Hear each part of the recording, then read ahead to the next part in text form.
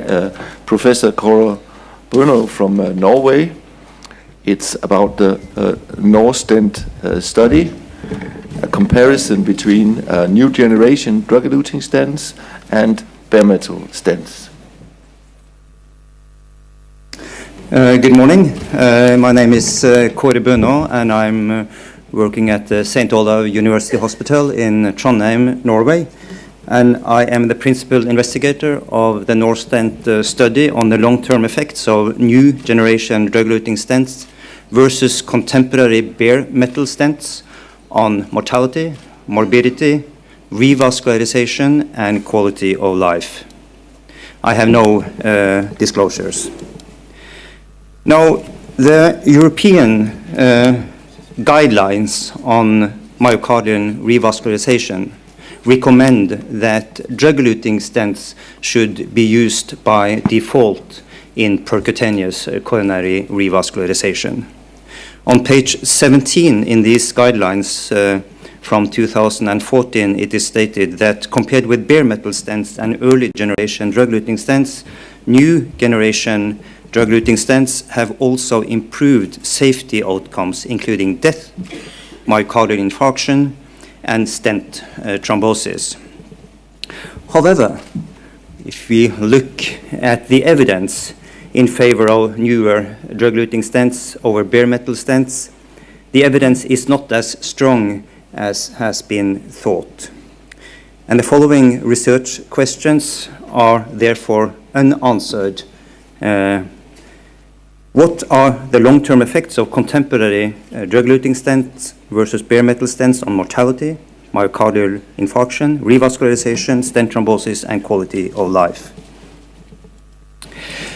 To answer those questions, we conducted the NorStent study with the following key design features. This was a randomized multi-center trial conducted at all of the 8 centers in Norway that perform PCI. It included 9,013 patients. It is the largest stent trial ever. It was investigator-initiated. It was funded by not-for-profit organizations. It was conducted in a real-world patient care setting. The inclusion period was from 2008 to 2011, and we have a median follow-up time of 5 years. 95% of the patients in the drug-eluting stent arm received newer generation drug-eluting stents, that is, everolimus-eluting stents or sotarolimous-eluting stents. And these 9,013 patients were randomized to new generation drug-eluting stents or contemporary bare metal stents. And so to the results, and for the primary endpoint of death and non-fatal spontaneous myocardial infarction, there was no significant difference between drug-eluting stents and bare metal stents. The hazard ratio was 0.98, and we can see that the Kaplan-Meier curves are virtually superimposed. For all-cause mortality, there was also no significant difference between drug-eluting stents and bare metal stents. The hazard ratio was 1.10. As expected, and not surprisingly, we found that repeat revascularizations were lowered by drug-eluting stents. The 6-year rates were 16.5% with drug-eluting stents versus 19.8% with bare metal stents, an absolute reduction of 3.3%. And on the basis of this result, 30 patients would need to be treated with drug-eluting stents rather than with bare metal stents to prevent 1 repeat revascularization. Here are the results for quality of life, and this is actually the first trial that compares quality of life between drug-eluting stents and bare metal stents, although quality of life is an important factor that we want to treat. We can see, and we use the Seattle Angina questionnaire to measure quality of life. And in these slides, a higher score indicate better health status and fewer symptoms. And we can see that for physical limitation, angina frequency, and quality of life, there was absolutely no difference between drug-eluting stents and bare metal stents. So, in summary, of 6 years follow-up of these 9,013 patients, for death or spontaneous myocardial infarction, all-cause mortality, or quality of life, we found absolutely no difference between contemporary drug-eluting stents and bare metal stents. Any revascularization was 3.3% lower with drug-eluting stents, and also definite stent thrombosis, which I didn't show you, were 0.4% lower with drug-eluting stents. And that finding was of borderline statistical significance. The conclusions then is that the long-term benefit of contemporary drug-eluting stents over bare metal stents was somewhat less than expected, I think. Patients treated with drug-eluting stents do not live longer or better than patients treated with bare metal stents. And 30 patients would need to be treated with drug-eluting stents rather than bare metal stents to prevent one repeat revascularization. We therefore suggest that both contemporary drug-eluting stents and contemporary bare metal stents may be recommended for coronary revascularization. Thank you. Thank you very much, Cora. So if any of you have questions, please state your name and where you come from. Thank you. Hi, I'm Peggy Peck, and I'm... That microphone is not working.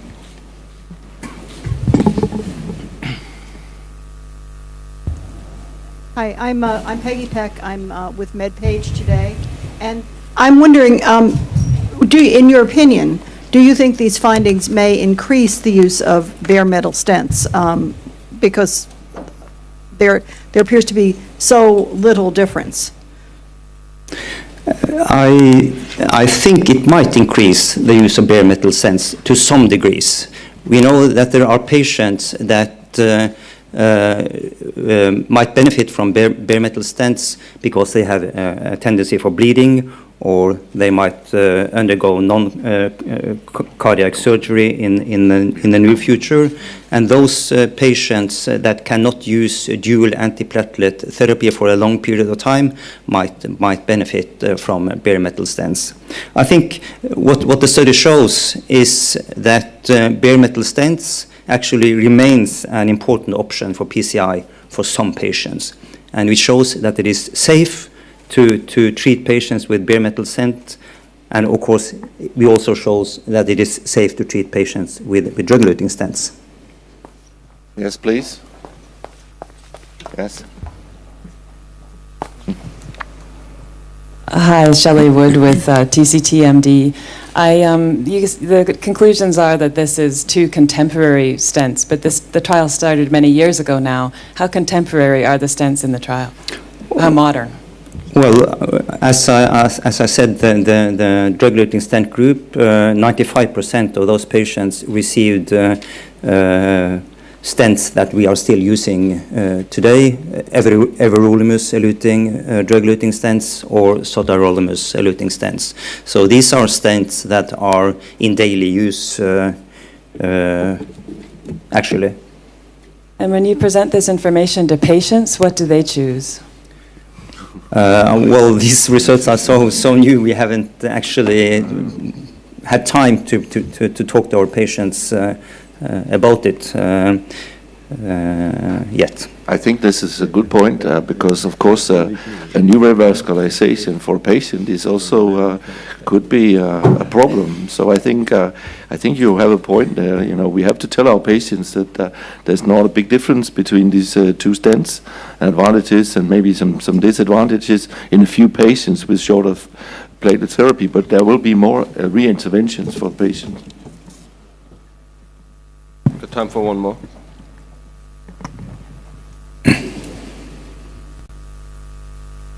The prevention of revascularization for one patient per 30, does that make it cost effective for drug-eluting stents? Well, we haven't actually figured that. We haven't done those calculations, the cost effectiveness calculations we haven't done yet.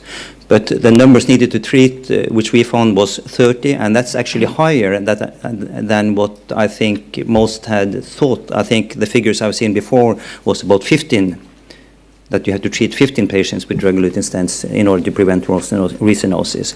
We find that that figure is at least twice as high.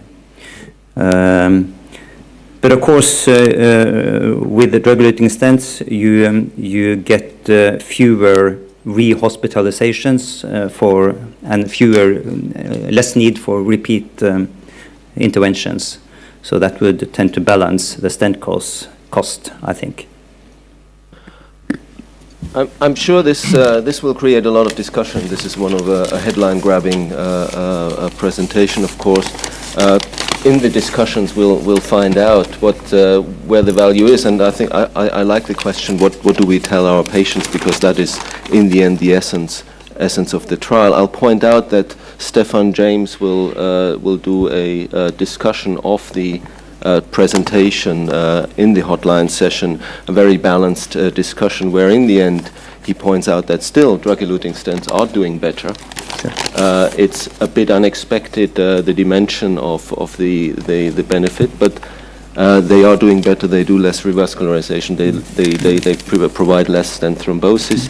He also will point out that the issue with patient subgroups that you haven't specified, the anticoagulation patients, they weren't really included in the trial, so they should be looked at separately. So the potential benefit of using a bare metal stent for reduced dual antiplatelet treatment, he'll touch on that. That will be in the hotline session, and he will have a weighted discussion of that. I think we'll have to think about this trial for a good while and discuss it. I think so too. It's important. It's important news. Can I just mention that the paper was published just a few minutes ago in the New England Journal of Medicine, and there also was an accompanying editorial that I think was very balanced and placed the results of the NorStent trial in the context of the previous findings. Congratulations. That also is excellent news. Yes, Congratulations. yes. So, Thank you.